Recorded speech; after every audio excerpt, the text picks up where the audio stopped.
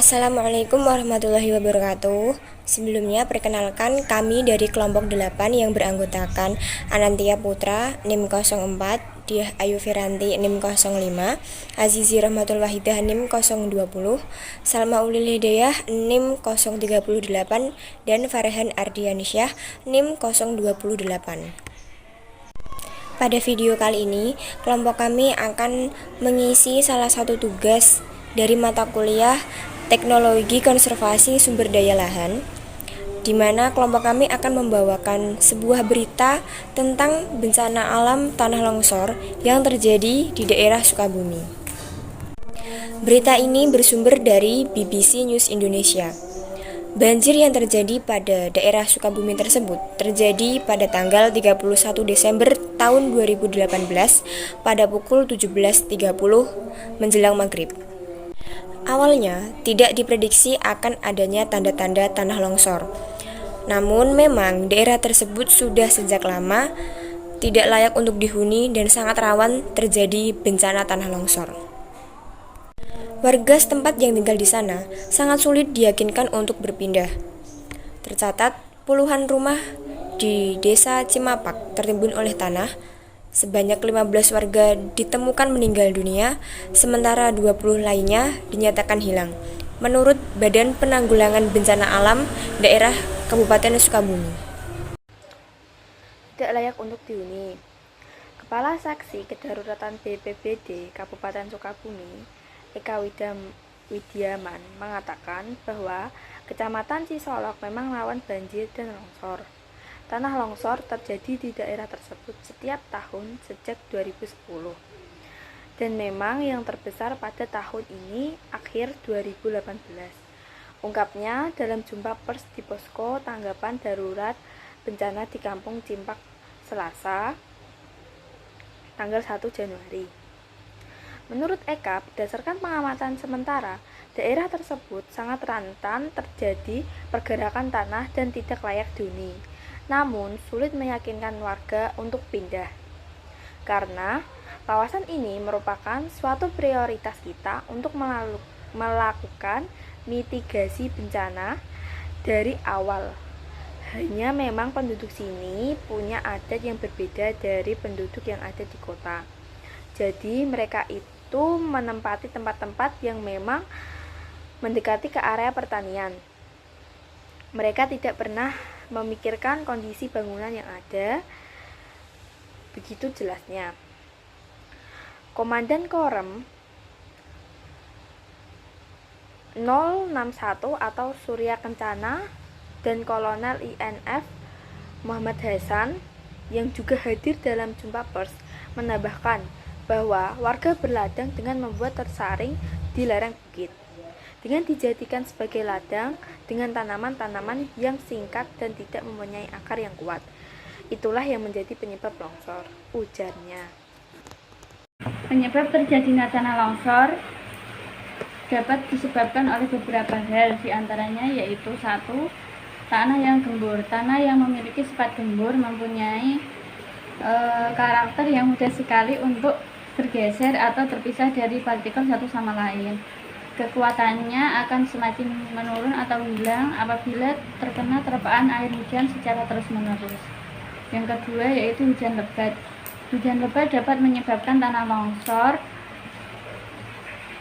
apabila mengenai tanah yang berada pada lereng gunung, sehingga air hujan tersebut akan menjenuhi lereng tersebut dan menyebabkan tanah itu longsor.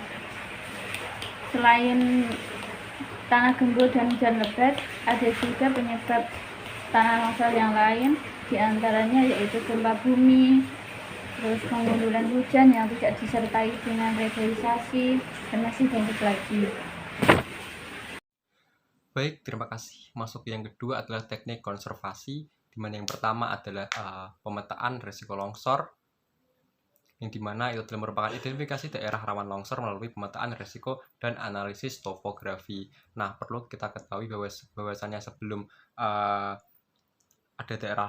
ada longsor terjadi, maka sebelumnya perlu dilakukan pemetaan atau ya dipetakan daerah-daerah mana yang memang memiliki kecenderungan lereng yang miring atau sudut kemiringan lereng yang cukup tinggi, daerah-daerah mana tersebut, daerah mana itu. Nah, dengan melihat daerah yang memiliki kemiringan yang cukup tinggi tersebut, maka dapat dilakukan suatu teknik yang tepat atau dilakukan suatu pencegahan yang tepat untuk dapat mencegah adanya longsor terjadi di daerah tersebut. Lalu yang kedua adalah revegetasi dan penanaman pohon. Tanamlah vegetasi yang tahan terhadap erosi dan dapat memperkuat struktur tanah seperti akar pohon dan rumputan. Nah, perlu kita ketahui bahwasannya lahan-lahan yang sering longsor merupakan sebagian besar adalah lahan-lahan yang memang kurang adanya vegetasi di daerahnya atau kurangnya ada tutupan kanopi, sehingga ketika hujan datang maka air hujan akan secara langsung menghantam permukaan tanah tanpa ada halangan suatu apapun, sehingga kita bayangkan bahwasannya air hujan langsung turun ke tanah maka itu akan lebih cepat dan tekanannya lebih tinggi, sehingga akan merusak struktur tanah, dan struktur tanah yang rusak tersebut akan hancur atau hancur terkikis sedikit demi sedikit, yang kemudian nantinya kikisan tersebut akan hanyut terbawa air dan sedikit demi sedikit lama-lama akan menjadi bukit dan akan mengakibatkan longsor. Nah, dengan adanya vegetasi atau pohon-pohon yang ditanam di daerah lereng tersebut, maka akan meningkatkan daya cengkram tanah yang pertama. Lalu yang kedua, aliran air hujan itu tidak langsung turun mengenai tanah, tetapi langsung turun mengenai daun-daunan pohon terlebih dahulu, sehingga tekanan dari air hujan ke tanah itu tidak terlalu besar. Nah, itu akan menanggulangi adanya tanah yang terkikis oleh air hujan. Nah, di sisi lain juga vegetasi yang rapat atau penanaman pohon-pohon yang lebih kuat, yang besar dan kuat, yang dimana memiliki akar yang memiliki daya cengkram yang tinggi, itu akan mencengkram tanah dengan lebih kuat lagi. Perlu kita ketahui bahwasanya pohon yang memiliki akar yang kuat akan memiliki daya cengkram tanah yang kuat juga, karena pohon tersebut pasti akan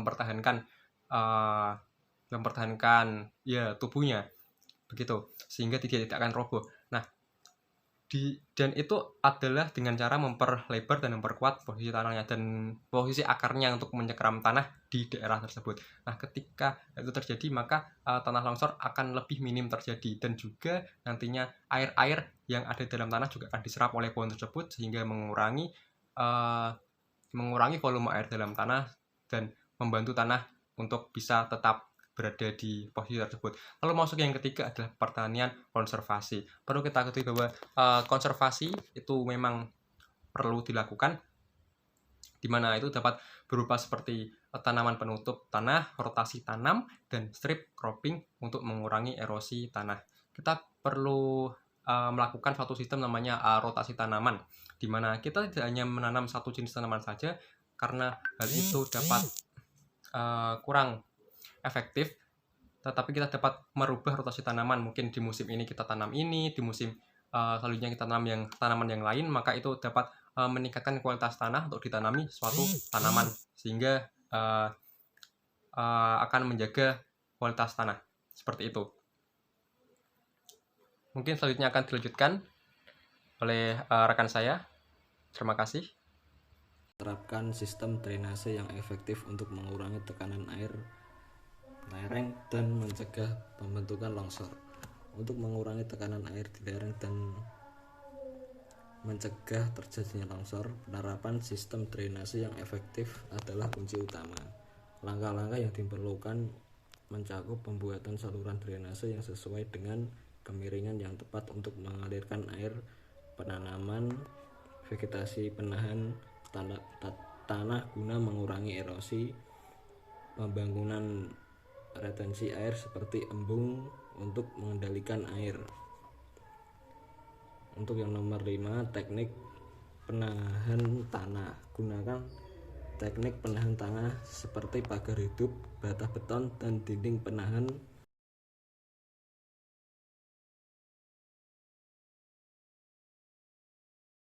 Teknik penahan tanah nomor 5. Gunakan teknik penahan tanah seperti pagar hidup, bata beton, atau dinding penahan tanah untuk mengurangi tekanan air dan mencegah longsor.